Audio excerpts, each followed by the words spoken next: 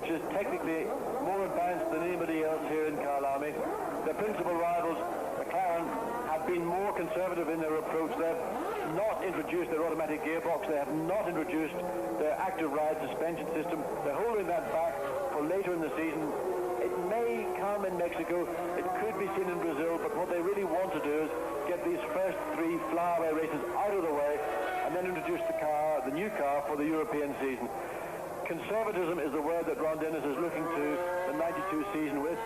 Fundamentally, conservatism won the 91 championship, but 92 is going to be very, very tough. Williams have made the commitment. They're here with a very advanced car, and they may well reap the benefits of that decision. Looking at Ayrton Senna, 3 times world champion, and of course world champion last year. The man wasn't really happy. He had a spin on the Friday afternoon session, and he said yesterday the car was better, but still way off the pace of Nigel Mansell. As you said, he was at one stage nearly 2 seconds off. Well, you might as well be 2 years off, you said, because it's just a mega amount of time. Ayrton, though, he knows it's going to be 75 laps. He knows it's going to be a long race, and he said yesterday after qualifying, not necessarily the fastest car is going to win the race, because you've got to get to the finish line first to finish first. But McLaren, undoubtedly, they're under pressure, and Ron Dennis yesterday said under the circumstances it was a reasonable performance, but not quite good enough, which is quite right. It's very true. I mean, Ron couldn't be more accurate, but really, I think the team, the McLaren team, have done a tremendous job because they've done the best they could with their equipment. Remember, this is fundamentally a 1991 car. The 92 car, as I said a minute ago, will not be introduced until the team is totally convinced and confident that they will have reliability from the word go. They know that a 16-race world championship with all rounds counting means that you've got to be careful. You can't be too outrageous in your decision making. So this is what they've done. Of course, Ayrton Senna is saying, "Oh, Ron, please, I want my new car." But Ron Dennis runs the team. He's not looking at one race, he's looking at 16 races.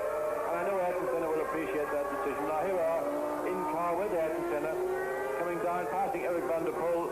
This is a very quick right and left just after the pit. In fact, we're not. We've skipped around the circuit, coming through Budget into the yellow pages, the left-hand corner. This is the old part of the circuit. In fact, down now into the left and right S's. Exiting here, 4th gear, up to 5th gear, coming up into West Bank, down into 2nd, the first part, 2-part left-hand corner. Matching 3rd gear, the 2nd part. There's a bump in the middle of that corner, which most cars were being unsettled by. The Williams was probably the only car that wasn't unsettled by the bump.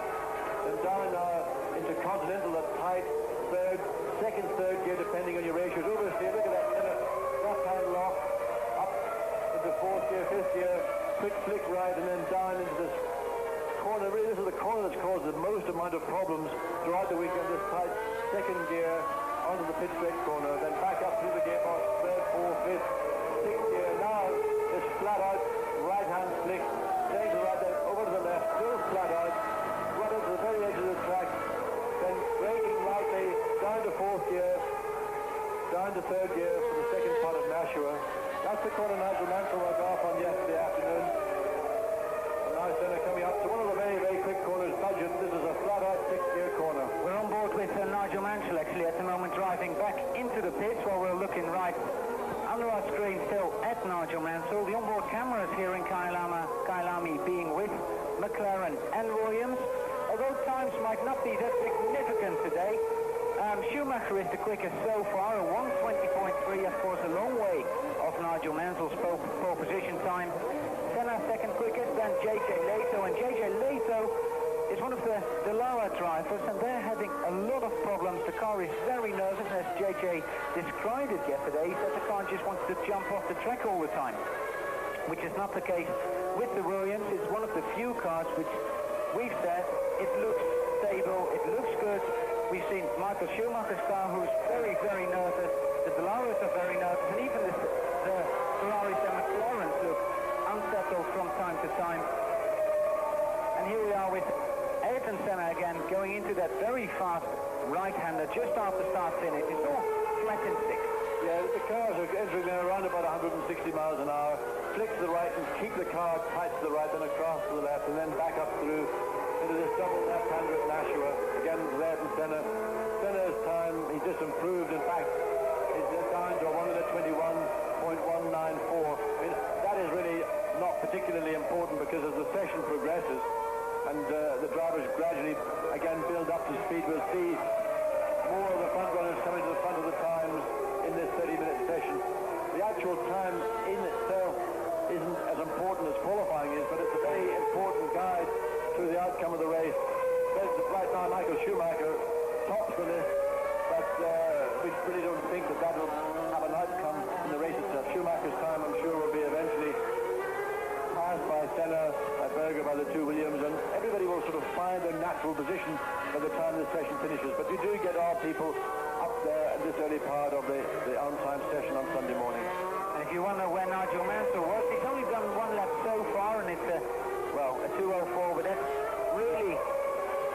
He went out and went back, straight back into the pits again to check maybe suspension settings, and right this moment Nigel Mansell's getting back out on the track. John, what wonders me from time to time is why do they go out and go straight back into the pit? But you can answer that straight after the break, because we're going to have a small commercial break here on Eurosport while we're driving with Gerhard Berger. We're back in a sec. Back here at Kyalami, while we're riding with Gerhard Berger, the situation up the top is still the same with Michael Schumacher setting the pace at the moment. And John, just before the break, I said we see drivers go out at the start of the session and go straight back into the pits. Why is that? The reason that they do that is because the car has been totally taken apart overnight. There will be a fresh engine, a complete fresh gearbox transmission. Each corner of the car, each suspension hub, wheel will be new. They come in pre-prepared sub-assemblies. They're all fitted onto the car on Saturday night. The car will then be rechecked, and when it goes out on Sunday morning, it is quite normal that the driver will do one lap and come in to enable the team to check the car over to ensure really that there hasn't been a water leak, an oil leak, a fuel leak, or any part. You know, people are human and they do work enormously long hours, and sometimes obvious things get overlooked, so it's purely a safety check. Then you'll go back out and maybe do a run of 3 or 4 laps, come in and then have a discussion about how the car feels. That for me, that was the normal procedure, certainly. And I think most drivers today, they follow a similar pattern. It varies depending which driver is the number one driver. He may come in first or whatever. Well, Nigel with his first flying lap. Nigel Mansell, who's actually out in his spare car at the moment. There's work being done on his race car, but it doesn't look too serious. That's a very normal thing, again, for a driver to come in. He will go out in his race car or his spare car, do that one lap, get out of that car, get into the option, the alternative choice car. So he will run 2 cars, and it has to be done quite smartly, because those 30 minutes, in fact, evaporate so quickly when you're doing that you may not always get to do what you want to do. So Mansell has got the option of running 2 cars. Ayrton Senna likewise, and in fact, in qualifying, Senna did his time in his spare car, as did Nigel Mansell. So the 2 cars more or less identical, but you want to drive them just to confirm that both cars are absolutely perfect for you, because it is not unknown, I can assure you, at the 12th hour that suddenly something goes wrong with your race car and you've got to get into the spare car, and you want that spare car to be absolutely perfect. Well, Schumacher is still quickest on 1:20.3, then it's Riccardo Patrese, 1:20.6, Ayrton Senna currently 3rd quickest, a half-second slower than Patrese, then it's Martin Brundle, and then we get Olivier Grouillard and Carl Wendlinger, and Wendlinger, we must say, has been the star of the show so far, although Nigel Mansell just gone half a second quicker on that intermediate point than Michael Schumacher, so we expect him to take over that fastest time again. He's been fastest all through the session. Let's just check on Mansell's time. Indeed, Nigel going quickest to 1:20.033, and Nigel has done it again. He's quickest of this session. But Wendlinger, with the March and the Ilmor engine, a tight budget. A good driver. He's fitting very tight in the car because he's very tall, but he's very quick. Doing a very good job, and so are the March team. A team that struggled throughout the winter time, didn't really know what the program would be for 1992. They've come here to South Africa and really, I think, surprised a great deal of people, and I think maybe they've surprised themselves, in fact, because I don't believe they anticipated being quite so competitive, and also, in the case of Karl Wendlinger, very much overshadowed by his Mercedes-Benz teammate Michael Schumacher. But now that he's in a different car and he can develop as a driver, and he's got a competitive car, he's really blossoming. So Michael Schumacher is not the only star driver, let's say Germany stroke Austria, because in fact Wendlinger is Austrian, though most people think of him as being a German driver. But Nigel Mansell now, of course, back at the top of the times in this 30-minute unofficial session. And really, with the temperature as it is right now, it really, I think, suits the Williams car extremely well indeed, because this is a very high-tech car. It's almost a fly-by-wire car. Everything is controlled by hydraulics or electronics. And certainly in the case of electronics, they don't really like the extreme heat that Formula One cars generate.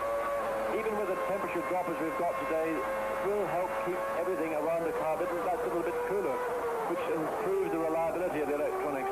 That is an area that is a potential problem for Williams.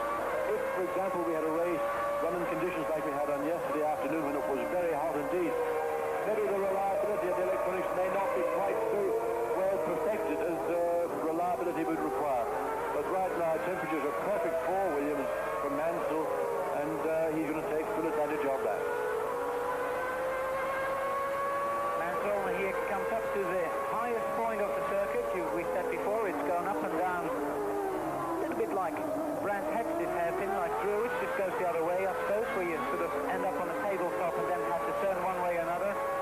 Mansell not being very slow here, not being very quick either. He will end up at time round about his fastest so far at 1:20.033.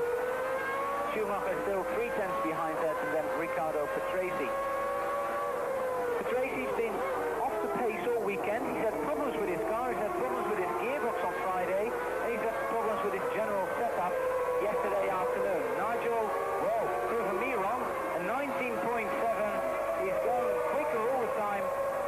And looking at Nigel at the moment, what's the time going to be like on full tank? Well, I would expect the full tank time to be probably at the end of this 30-minute session, somewhere a high 18 or a low 19. Remember that he was doing middle 15s in a qualifying setup with race tires, I hasten to add, but with probably an engine that was specially prepared for qualifying, maybe able to rev higher, certainly with maybe a fuel that would be more applicable for horsepower rather than economy. Although economy, of course, in a circuit like Kyalami, 5,000 feet above sea level, really isn't a major factor. But the race engine setup will be marginally different to that for qualifying, so it will not have maybe the same horsepower that he had available in qualifying. But Mansell really looks very, very comfortable indeed. His intention, I believe, in the race, should he get the lead into the first corner, is to sort of set a blistering pace in those early 10 laps, let's say, open up a gap between his nearest competitor, one of successful BS and Senna, and then really just consolidate and let Senna do all the chasing, and let Mansell just maintain a pace and a rhythm, which, with the advantage that his car has got here, ought not to be very difficult, either physically or mechanically for the car. Mansell chasing Johnny Herbert at the moment. Herbert currently 6th quicker, but still a 1:21.7, a long way off Nigel Mansell, who's just bettered his own time in 19.066, which means he's over a second quicker than anybody else again. Talking to the March people last night, they were really ecstatic with Karl Wendlinger qualifying in the top 7. But on the other end, they had one car non-qualifying, Paul Bamondo, who missed a cut by about 1/10 of a second, which was really sad. Another team which was in the same situation was a Jordan team, who's got one car in, one car out, and yesterday 3 blown engines. Yes, the Cecil Jordan Yamaha team were really distraught at the end of qualifying. They were very, very disappointed indeed. First of all, for their South African sponsors, also for themselves, for Yamaha, because that is a car, a team with great potential. Yet yesterday it just all went wrong. It couldn't have gone wrong really in a worse place. But Mauricio Gugelmin is in the race. And of course, again, with these cooler conditions that we are seeing right now, that will be to their advantage. That was one of the problems that they did suffer throughout the 3 days of practicing and qualifying. They were overheating quite a lot. They don't know whether it was a fundamental cooling problem on the car or whether the problem was really being generated from the Yamaha engine. So they have a a lot of work to do between now and Mexico, which again is another circuit at altitude, in fact, even higher than Kyalami, though in March the temperature in Mexico City is probably much lower than it is here in Kyalami. Mansell just completing another lap. He's still top of the list, 1:19.066. Michael Schumacher second, Riccardo Patrese in third place at the moment, then Ayrton Senna, Jean Alesi, Johnny Herbert, Ivan Capelli, and it's all changed at the top now. Ayrton Senna going quicker, 1:20.7, 1.7 seconds slower than Mansell at the moment. Brundle up to 5th, then it's Alesi up to 6th, Herbert up to 7th, Ivan Capelli is 8th, 9th is Gerhard Berger, and 10th, rounding up the top 10, the man who's going to start his 166th Grand Prix here, but has never won one, Andrea de Cesaris.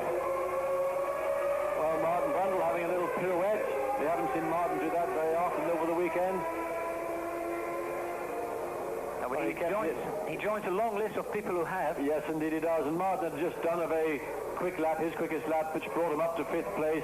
Still basically over a second slower than Michael Schumacher. And really, I think we're going to see Schumacher out-qualifying and out-speeding Martin Brundle most of the year. But of course, in the race where it really counts, Martin Brundle's got a lot of experience.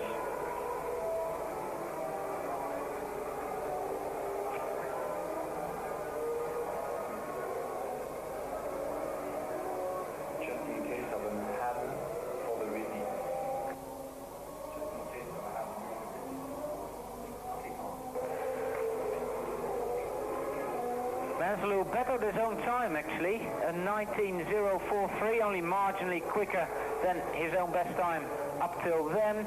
Schumacher a 1:20.3, Brundle a 1:21.1. And basically Schumacher walks around with a little air saying to Martin, what you can do, I can do better. Well, Schumacher's very young, he's got just enormous enthusiasm for his motor racing. He reminds me very much of that great German driver, Stefan Bellof.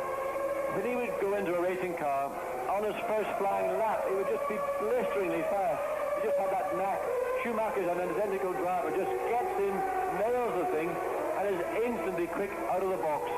Teammate Martin Brundle, of course, is new to the Benetton Ford. He's getting accustomed to the car, to how it reacts in all conditions. Though I must say Martin has had a fairly good crack of the whip in winter testing. He did a lot of testing down at Paul Ricard recently, so he really ought to be familiar with the car in all conditions.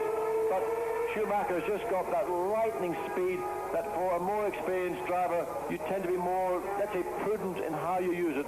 But at the end of the day, it's the race that counts. It's the race where you get your points. And Martin Brundle is a very seasoned, a very experienced race driver, and a very good race driver.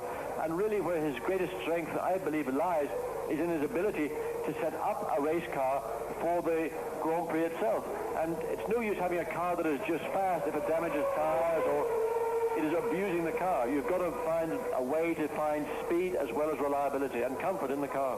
Comparing Schumacher with Bellof, they both came up the German way, going into sports car racing rather than what was in Bellof's time Formula 2 and now of course Formula 3000. Bellof came with Porsche, Schumacher came with Mercedes. Both had great stamina when they got into Formula 1 and both are blindingly quick, although Bellof never really could capitalize on that in Formula 1, and let's hope Schumacher can. He dipped into the 19s, so he joins Nigel Mansell in the 19s, 7/10 of a second slower at the moment. Then it's Riccardo Patrese up to third, nearly a second behind Michael Schumacher. Then it's Riccardo Patrese, a tenth quicker than Ayrton Senna. Martin Brundle in fifth still, Alesi, Wendlinger, Herbert and Capelli. And Mansell up for another flying lap, which is going to be slower than his fastest lap. Even Capelli in ninth must be a little bit frustrated, seeing his old car, driven by Carl Wendlinger, playing quicker. Yes, there's a few oddities about in this 30-minute on-time session. Both the McLarens are not really, I think, running quite as quickly as they would expect to do. Ayrton Senna currently in fourth spot, but more worryingly, Gerhard Berger down in 10th. Now, as I say, these times in themselves don't reflect performance, but they are indicative of what the race could be like. So Berger's times are quite a lot slower than Senna's, indicating that Berger's not very happy with his race setup. Remember, the spare car is this race dedicated to Ayrton Senna, So Berger's going to work around the problems that he may have with his race car. Likewise, Michael Schumacher really, I thought, might not have been able to maintain his position in second place in this session. In fact, he's improved it. He's running just 0.7 of a second slower than Nigel Mansell. And that's a very, very impressive performance indeed. And again, maybe that car will be a lot more competitive here today in the race than we might have anticipated it being earlier in the proceedings. Another man who must be really happy is Mauricio Guzman, who leaps into the top 10 in 9th position at 1:21.9, which is only a second or so slower than his qualifying time, which must be giving Eddie hope of a good finish. I think what that does is just confirm that the problems that the team had throughout the weekend, principally cooling and engine unreliability, if they can actually get a grasp on both of those problems, the car is a quick car. The Yamaha V12 engine is a very good engine. If they don't get track time, you're not going to get the times. So Guzman in these cooler Sunday morning conditions, able to get a number of laps in sequence, and currently, well, he's just dropped down into 10th because Berger's now up into 6th spot, but it appears that in these cool conditions, the problems that inflicted the Yamaha engine and the Jordan team yesterday, to some extent have been overcome, and we're now getting a more true reflection of that team's performance, potential performance. Mansell still quickest, followed by Schumacher, Riccardo Patrese in 3rd, Senna and Brundle on 4th and 5th, and as you said, Gerhard Berger making a leap forwards up to 6th place. Alesi and Wendlinger, then it's Herbert and Guzman in the top 10 here at the moment. Looking at Martin Brundle, who's struggling to keep pace with Michael Schumacher, as we said earlier, but John reckons it could be a dark horse for a top position in the race. We're on board with Gerhard Berger, as we said earlier, the onboard cameras with the McLaren and the Williams cars, and Berger starting his lap. Yeah, Berger improving yet again in low knot, improving position, but just a quicker lap. And Gerhard Berger had done a lot of testing with McLaren over the winter time. He spent a lot of time with that testing at Silverstone, so I was able to observe him from my little sort of nest above the pits at Silverstone. And it was noticeable that as the sort of winter season progressed, that Berger's confidence seemed to build and build, and he just seemed to become more comfortable than I've ever seen him in the McLaren team over the last 2 years. And it's a reflection of that confidence over this weekend, where he's been able to run more consistently close to Senna throughout all 3 days than we've seen at any point over the last 2 years. If we sum up this warm-up session, John, Mansell, again, the quickest car. Maybe a surprise of Schumacher keeping up there in 2nd place at the moment. Patrese being closer than Mansell than he's been all weekend, and more importantly, for the moment, being quicker than Ayrton Senna. Martin Brundle is up there, and again, Wendlinger, Herbert, Gruyard, and André de Cesare being in the top 15.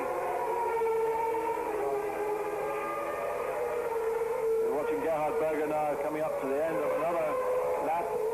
There's barely 2.5 minutes left of this 30-minute on-time session, officially on-time session. Gerhard Berger not improving on this lap. So no major drama here in Kyalami during this half-hour warm-up. No major blow-ups. Alesi, who's just gone a little quicker. Mansell still tops the list, followed by Schumacher, Patrese, Senna, Brundle, Alesi. Berger, Carl Wendlinger is up there, Johnny Herbert in 9th, and Olivier Gruyard in 10th place. This was the half-hour warm-up. We'll be back half an hour before the Grand Prix here in Kyalami. Hope to see you then. From John Watson and Allard Kalff. Bye for now. See you later.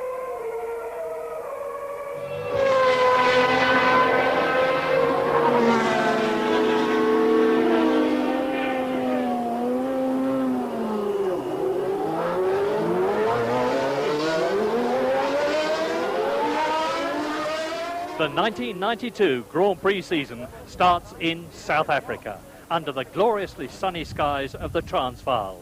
The scene is the historic location of Kyalami, near the City of Gold, Johannesburg.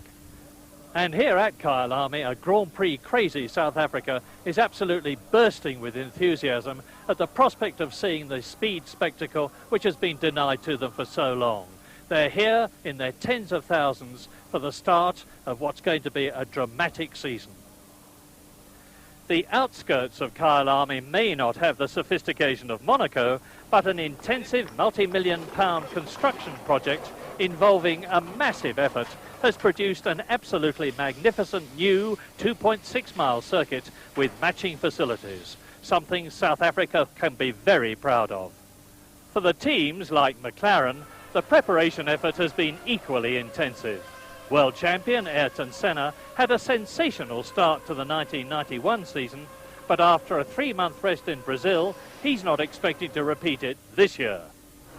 I'm under no illusion that we are going to win first 4 races like we did last year. I think that will be a lot more difficult this year. But the championship, you count 16 races, and we have to do our best with what we have got now until we can have our new car, new engine, up to the level that we could be happy to race with. Williams, McLaren's chief rival, have a computerized active hydraulic suspension, which Nigel Mansell has been testing in Europe. Nigel's lost weight, he's supremely fit, relaxed and cheerful, and feels that this could be his year. I start the season, I believe, whether anyone else does doesn't matter to me, what I believe in the strongest position at any start of any one year. Myself, mentally, physically, being focused, the car, we know the car, we've got a similar engine, we've got the same gearbox, the same aerodynamics. The only thing we've got new is the active. So therefore, like last year, we started with 4 new things. We're only starting with 1. So if you like, we've got certainly 70% better chance of getting the job done this year. Ferrari have completely restructured their team after an awful 1991. Italian Ivan Capelli joins Jean Alesi to drive a new, superb-looking car with a unique double-bottom construction. There's a new boss in Luca Montezemolo. Englishman Harvey Postlethwaite returns as technical director, and there's an atmosphere of purposeful determination, reinforced by the presence of the great Austrian, 3-time world champion Niki Lauda as consultant. All I'm really doing is to be an advisor to Mr. Lombardi, who is in charge, and they all want to do is just to use my experience and see if I can help. So really all I'm doing is watch the whole team performing, and if I see something, I just give my comment. But really, decision is all to Lombardi and the team. The Big 4 teams are completed by Benetton, who, like Ferrari, have been restructured and now, like all the teams, use Goodyear tyres.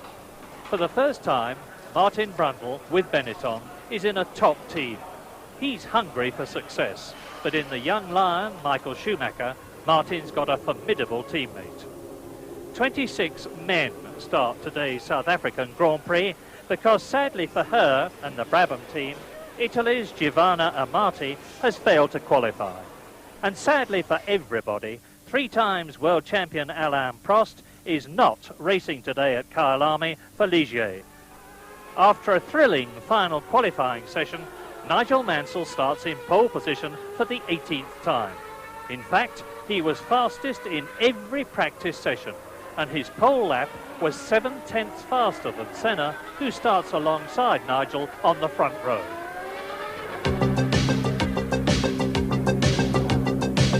So, Nigel Mansell in his 18th career pole position, just ahead of Ayrton Senna, 3-time world champion. Then it's Senna's teammate Gerhard Berger, Riccardo Patrese in the second Williams, the first Ferrari, Jean Alesi 5th on the grid, just ahead of Michael Schumacher in the Benetton Ford.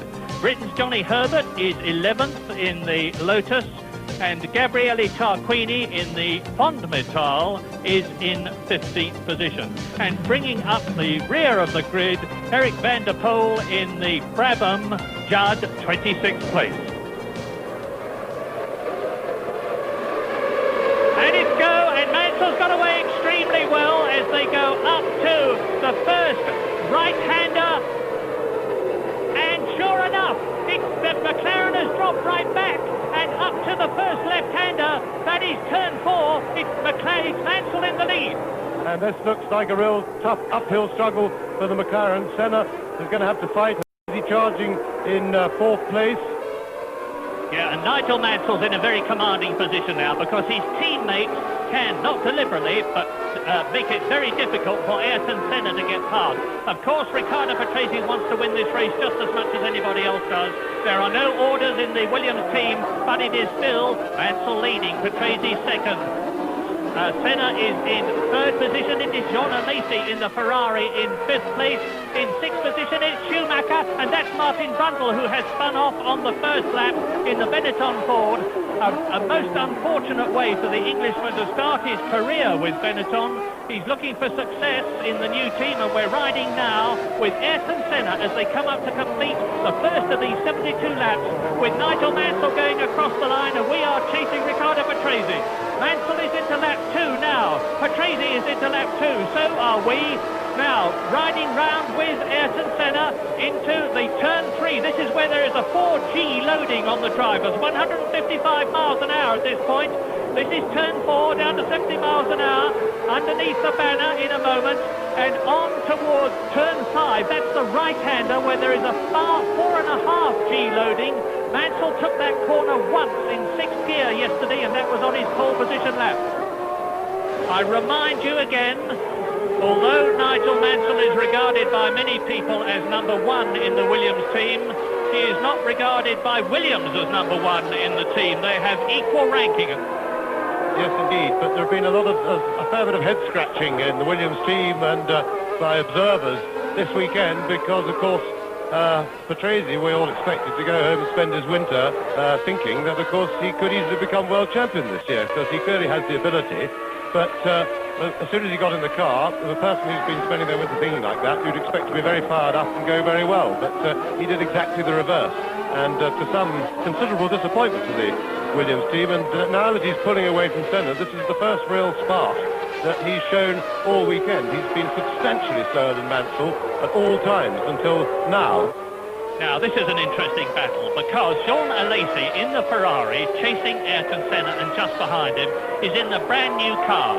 And if you get a good look at the Ferrari, you will see that it has literally a double bottom. It's a new aerodynamic development that Jean-Claude Migeot, the Ferrari aerodynamicist, has produced, and it's enabling him to keep up with Senna.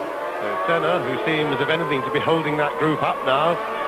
Senna clearly struggling for speed and now dropped to nearly 3 seconds behind Patrese. Mansell very comfortable in the lead. He's now got nearly 5 seconds, 4.8 seconds.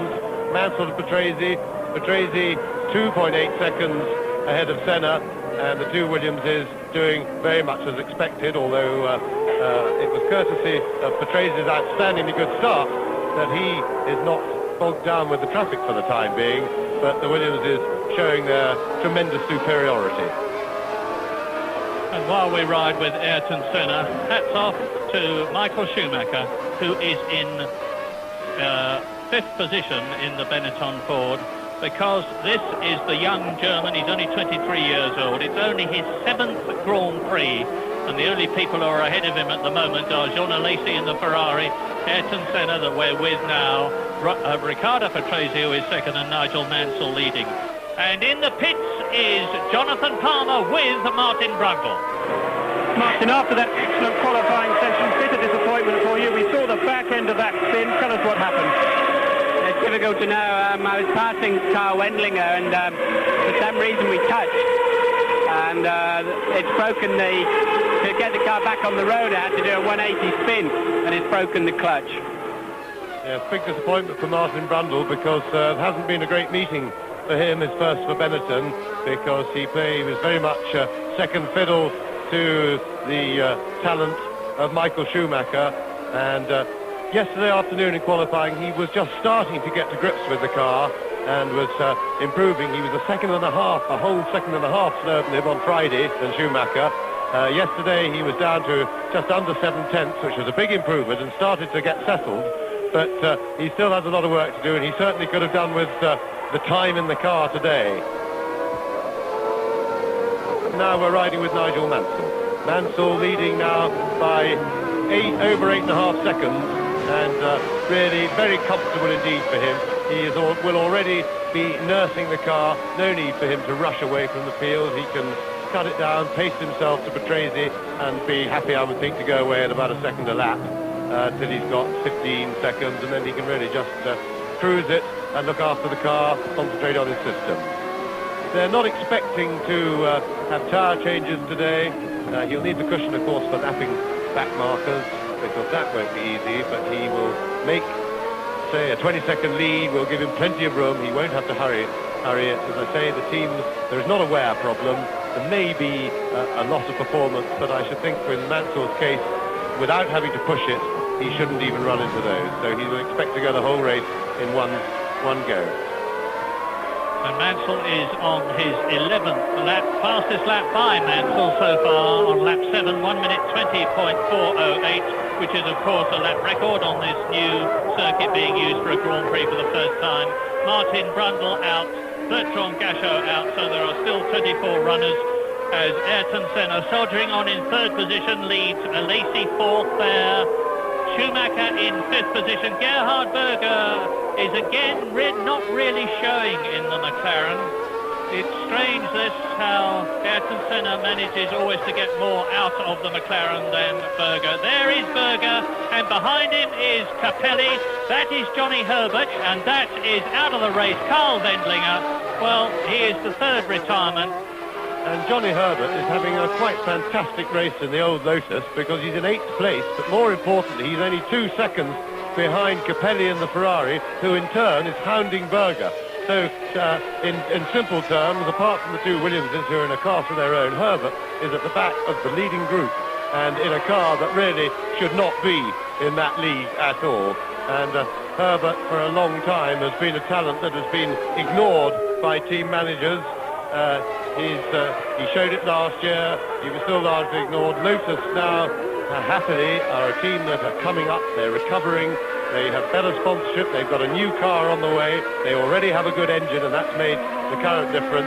But if they can put some proper aerodynamics on them, and I keep saying about aerodynamics, but there have been tremendous advances in the last 2 years on aerodynamics. And Lotus's car is older than that, and in fact McLaren are running the old aerodynamics.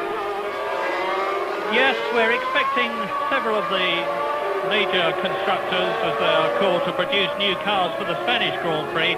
Now, you see, the reason that Williams and McLaren and Benetton and Ferrari have a new car, have not produced new cars, is because the 1992 season is started by 3 long-haul races. South Africa, then Mexico, and then Brazil, before the first European race, the Spanish Grand Prix. And quite understandably, teams are saying we would rather rely on the 1991 cars that we have long ago overcome the teething problems of, whilst we're a long, long way away from base. And then they will use the period up to the Spanish Grand Prix to develop their new cars, although McLaren, I think, will probably be wanting to produce their new cars as soon as they possibly can in view of the dominance of the Williams here. And incidentally, the new McLaren is going to have some extremely exciting technical features, one of which is a fly-by-wire control system. The drivers are literally going to be doing most of their driving electronically. It's going to have an automatic gearbox, and Senna going through on the inside of somebody there. It's Van der Poel. And Mansell now is 18 seconds ahead of Patrese. And you can see there, Alesi and Schumacher going inside, Van der Poel to pass him, so is Berger. So now, well, in 7th place, Ivan Capelli. You're watching Van der Poel now, there is Berger. Lap 24, and I believe that this is not at all a happy race for McLaren, because I believe it is only the sheer brilliance of Ayrton Senna that is enabling him, as Gabriele Tarquini retires the Fonmetal with the Ford HB engine for the first time in a race. And the young Italian, who deserves a better car and has got one this season, only lasted for some 24 laps and is out of the race. But as I was saying, I believe it's only the brilliance of Ayrton Senna that's keeping the McLaren in 3rd position, because look how Gerhard Berger is struggling behind Schumacher there in the Benetton, who is still chasing Alesi. The battle for 4th, 5th, 6th and 7th, that is to say, Alesi, Schumacher, Berger and Capelli rages, with Johnny Herbert, I think, edging up on them. Yes, his previous lap was faster. He really doesn't have the equipment, anything like the quality of equipment that these people have, or indeed the two Ligiers behind them. We've got the latest, or nearly the latest Renault engines. They've got very much a 1992 state-of-the-art car aerodynamically, and it's really quite magnificent job by Johnny Herbert. I can't stress that too much. And that's a Ferrari out. It is Ivan Capelli. He's done it. He's just overstressed the Ferrari in some way. And so on lap 30 out of 72, Ivan Capelli joins the other retirees. And we're starting to edge down towards that figure of 11 finishers, which I have in my mind out of the 26 starters. Such is the severity and the demands of the course and the climate and the anti-clockwise nature of Kyalami on the cars and the drivers. And that, coming up, is Andrea De Cesaris. Well, it seems that with regard to Brundle's retirement, as ever, there are a few sides to the story. And according to Karl Wendlinger, he was entering the second gear west bank hairpin when Martin came up the inside, trying to overtake Martin's right front, Wendlinger's left rear wheel. But at the same time, apparently, Martin was nudged behind by De Cesaris' Tyrrell, and so we saw his Tyrrell off there too. So a combination of factors there. Mansell has just passed Alboreto, who is 13th, and is closing up now on Olivier Griard, who is 12th, and has a bit of a reputation for blocking drivers. Griard in the Tyrrell Ilmore. Now let's hope he doesn't get in Nigel Mansell's way, because Mansell needs to maintain the smooth rhythm now that he has got in the lead. I apologise, Olivier. Well, there was a bit of a scrabble there. And he gave him no room at all, and that was really out of order, because that wasn't too far from having the leader off. He had plenty of warning. He was not looking in his mirrors before, because he continued to fight his battle, and that is out of order. And in 10 laps, Ayrton Senna's cut the gap on Riccardo Patrese in second place from 9.45 seconds on lap 24 to 3.3 seconds on lap 34. And I don't think Senna's making the McLaren Honda go any faster. De Cesaris, there he is. 32 years old, and this is his 166th Grand Prix, as it is for Nigel Mansell. Out now, that is Katayama, the Japanese driver in his first Grand Prix, driving the Venturi LaRousse, which this year has got its own chassis as opposed to a Lola chassis, which it had last year. There's Katayama, who, out of his helmet, looks about 32 years old. 38 years old, in fact he's 28 years old, but he's going well in his first race. And there is Patrese napping Mika Häkkinen in the other Lotus, who did not have quite such a happy qualifying time as Johnny Herbert. Yeah, Mika Häkkinen in 16th place, but much more important is the fact that Senna is now really closing on Patrese, who's going to have, well, he's got the McLaren Honda in his mirrors now, no doubt about that. And Häkkinen waves Riccardo Patrese through. I'm sure he will do the same thing for Ayrton Senna when he sees that famous shape of the red and white front of the McLaren with the yellow blob in the middle, which is Ayrton Senna's helmet, and we're with Senna now. So we're on lap 38, contemplating a change for second place between Ayrton Senna, we're with, and Riccardo Patrese in the Williams Renault ahead of us. Yes, Senna will really have the bit between his teeth now, because he knows that this is a major chance for him. He will be ready to stick his neck out here. He knows Patrese is in his most motivated form and is probably taking things a little bit cautiously. And Ayrton, we know, has no fear when it comes to sticking his nose into a slot. But Patrese, that'll be a disappointment that Patrese is through. Ayrton's through as well, but no traffic immediately in view from the onboard camera. Mind you, the onboard camera foreshortens things quite a lot through the hairpin, and I should think Patrese now. Let's see if Patrese gets a clear lap and if he can respond, and whether the sight of Ayrton Senna can shake him up a bit. The lazy off the road, and there is a lazy in a cloud of smoke. We didn't see what happened. Maybe we'll see in a replay. Well, that certainly explains why Michael Schumacher had moved ahead of him. Maybe we'll get a replay. Lacy looks all right. There's smoke coming out of the headrest of the McLaren, of the Ferrari, and I rather suspect that the V12 has said, thank you very much, that's enough for this afternoon. I'm hot, I'm tired, and I'm giving up.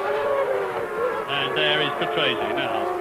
He's coming up to lap Alboreto. If the Italian gets in his way, this could be Senna's chance to close up yet further. Yes, and now Senna's in clear air. He was able to go quicker, and Patrese still lapping at 20.1. So Patrese suddenly, with the sight of the McLaren right behind him, has pulled his finger out. Both Ferraris out then. A sad day for the reformed Italian team. And on lap 44, it is Mansell leading by 28 seconds. Patrese second, Senna that we're with in third position. Michael Schumacher is some 10 seconds behind us as Alesi there walks in. Schumacher in fourth position. Gerhard Berger is in fifth place. Johnny Herbert is in the points in the Lotus at sixth place.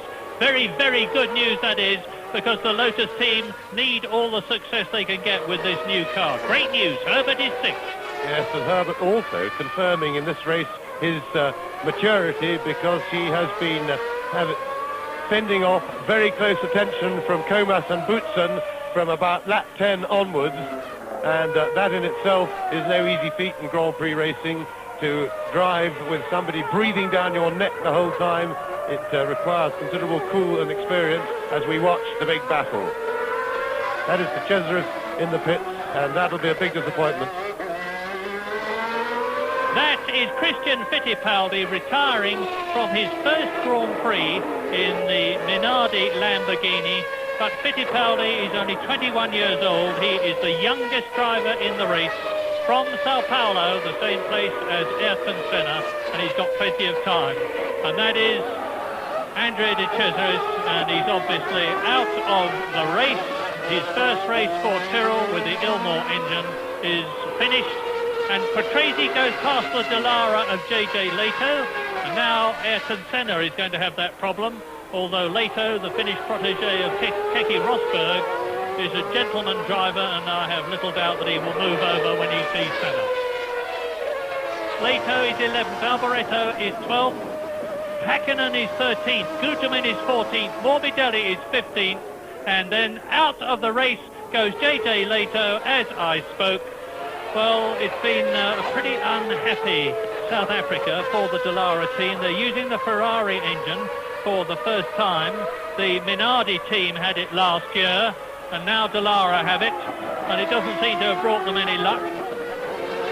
This is what Senna's looking for, the big train ahead of Patrese. The problem is that Senna's not close enough.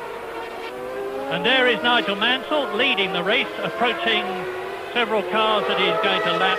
And if you're held up here, as I've said before, it can disturb your rhythm. Well, he's coming up now to Eric Comas in the Ligier, the Frenchman, and he is in 7th position. And ahead of Comas is Johnny Herbert. Now, they are going to be very, very involved with their own fight, and they're not going to be too anxious to let Nigel Mansell through if they can possibly avoid it. They won't be holding him back deliberately. Mansell, of course, has got a colossal cushion of well over 20 seconds. And now there is Gugelmin. Behind Gugelmin is Herbert. There is the Ligier, and there is Mansell. And Herbert is also lapping back, Marcus. So there's a one lap behind situation, and there are people who are 2 laps behind here. And Mansell started to go through. Mansell, of course, has all the time in the world to pick his way through this group. He really has no hurry. His lead is 25 seconds over Riccardo Patrese. And we watch from Mansell's onboard camera. There's another one, and really no rush at all. As we look at Michael Schumacher's Benetton in 4th position, out on his own. That very distinctive nose with the underhung wing, and Schumacher is lapping quick. He's just gone round in 1 minute 20.07, but that's slower than both Senna, than Senna, Patrese and Mansell ahead of him. He's holding his position on merit, is Michael Schumacher. His highest finish so far was 5th position in Italy last year, and he had a couple of 6th places as well. So the extremely confident young German is online for his highest finish at the moment. Yeah, well, now Mansell's just put his stamp on it because he's done a 17.9, which was always clear that was going to be easy for him, and he's been taking it very easy out front, which is what puts such a big question mark over Petrase's performance, because Mansell doesn't need to do it, and if he can do a 17.9, I'm quite sure he can go probably a low 17, if not quicker. He just popped it in. He's keeping his lead at 25 seconds, keeping a comfortable cushion, because I'm sure Mansell learned his lesson last year not to go really fast.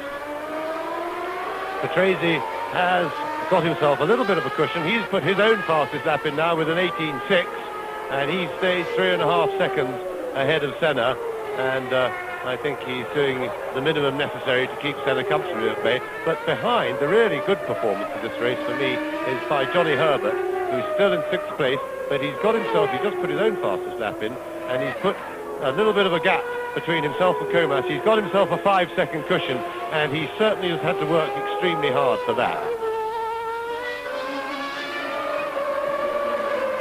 And that is the Minardi Lamborghini of Gianni Morbidelli, who joins his teammate Christian Fittipaldi. So they are both out of the race, and that means to say another retirement. Morbidelli was in 14th position, so we've now got 16 cars left in the South African Grand Prix, with Nigel Mansell on a possible 10 points, Riccardo Petrase on a possible 6 points. Wonderful news for Williams. Now there is Boutsen in the Ligier, coming up to lap Maurizio Gugelmin in the Jordan Yamaha, who is 13th. Renault engine, and you can see in the background behind Boutsen, Riccardo Petrase. So Petrase in 2nd place, 4.6 seconds ahead of Senna now, is coming up to lap Thierry Boutsen in 8th position. And Senna will be praying that the Renault engine is as good in Boutsen's car as in Petrase's, and that Boutsen is concentrating on what's happening in front, because this is a chance possibly for Petrase to be held up, and that is what Senna needs. Senna, as you saw just in the background there, but Petrase's already passed Boutsen, and that will be a disappointment for Senna, who is just close enough to be able to see what's happening. There's Senna just coming into your picture in the background. Yeah, and in the Renault pits, Bernard Dudot, who is the Renault V10 engineer, and his colleagues will be watching the monitors, the telemetry monitors, very carefully, because all the leading teams, Williams, McLaren, Ferrari, Benetton, have senders, electronic senders on the engine, which are constantly sending back to technicians in the pits, as Boutsen again unsuccessfully tries to pass Gugelmin, who will have nothing of it as Senna closes on them. And those senders... now there is a retirement. It's Boutsen. Thierry Boutsen, as he shaped up to pass Gugelmin, suddenly stopped and is out of the race. And that means to say that now up into 8th position will go Olivier Griard in the remaining Tyrrell Ilmore. And I'll finish my thought as Senna closes up on Gugelmin, because those Renault technicians will be monitoring all sorts of things: oil temperature, water temperature, fuel consumption especially. That's the Dallara. Well, they're really dropping out now, because that's Pierluigi Martini's car out of the race, and we have already seen JJ Leto having retired. So on lap 70 in this 72-lap race, Nigel Mansell still leads Petrase by 23 seconds. There is the Italian in the Williams. There is Senna in 2nd place, 2.5 seconds behind the Williams. In 4th place, Michael Schumacher is 23 seconds behind Senna. There's no doubt, I think, about the lead and the winner, Mansell, and the 4th place, Schumacher, provided they both keep going. The question is, who is going to be 2nd, who is going to be 3rd? Berger is 5th, and Herbert is still a magnificent 6th in the Lotus. We're with Senna. The car ahead, the white one, is Riccardo Petrase, 2nd place. Yes, and Mansell has wisely slowed it right up now. Oh no, he hasn't. I tell a lie. Mansell has just put in the fastest lap of the race, but I'm sure well within his own capabilities, the 1:17.578, and certainly Mansell could go a lot quicker than that. He will not be risking anything, risky like going anywhere near flat out at this stage. There it is on the screen. Mansell, I'm sure, at least half a second in hand when he put that lap in, just enjoying himself. It helps keep the concentration alive at this stage. He's been on his own for a long time, and driving less than flat out makes it much harder to keep the focus and to keep the concentration. No problem for Senna to concentrate. He's the physical side will be hard, but he will have been. They've been totally focused on Patrase's rear end for well over half the race now, but he just can't quite get close enough, and he was off time in the traffic then, and the gap's now over 4 seconds. Nigel Mansell on lap 71, just 1 lap to go at the end of this one, leading by 25 seconds. Vindication not only for his driving tactics and his skill, but for his application to his training program in Florida over the winter, which reduced his weight by 7 pounds.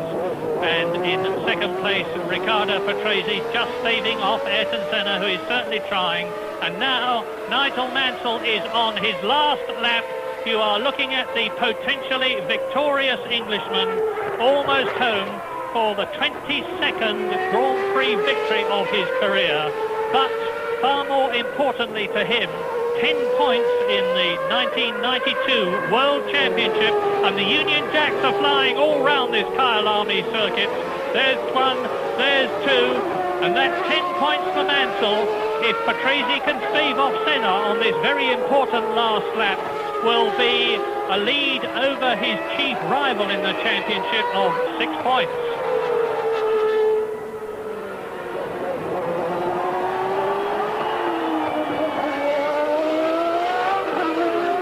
Mansell nearly home for those 10 points, having dominated practice, having dominated the race, having put up the fastest lap in South Africa. He won in 1985. This is going to be a glorious back-to-back double, albeit separated by 7 years. Well, he's done everything right today. No mistakes from Nigel Mansell. A marvellous drive. It's been easy, but he's handled it perfectly professionally. Tremendous win and a great start to 1992.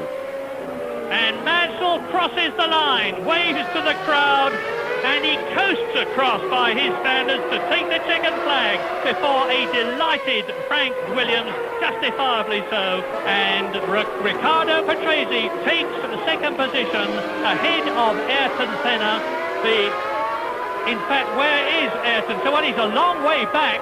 Ayrton Senna finishes 10 seconds, there he is, behind Riccardo Patrese. I can't believe that the Brazilian just decided he was going to give up on the last lap. That is totally out of character. But for whatever the reason, as Michael Schumacher finishes in 4th position, and we wait for the 5th position man to come home, and that of course will be Gerhard Berger, with Johnny Herbert in 6th position. We're now looking at the very happy arm of Nigel Mansell, and there he is. There are the Union Jacks. It's victory for Mansell, victory for Williams, victory for Renault, and Gerhard Berger goes across the line, and I think runs out of fuel as he does so, very, very slowly indeed. Well, that's how close they cut it, and I'm going to stick my neck out and say that that was why Ayrton Senna finished 10 seconds rather than a couple of seconds or so behind Riccardo Patrese.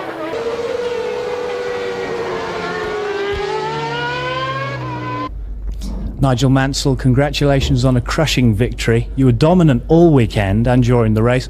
Was it as easy as it looked? Oh, I don't think so at all. I mean, the start, I don't know whether I made a bad start, but my teammate was very close to me going into the first corner. But exactly the sort of start that you wanted to the season. Yes, I mean, it hasn't sunk in yet. I mean, here we are, the first race, and we managed to get the first win under our belt, but I mean, Ayrton sitting here is going to be formidable this year, as he has been the last couple of years, so it's real early days yet, but what can I say, I'm very, very grateful for all the efforts.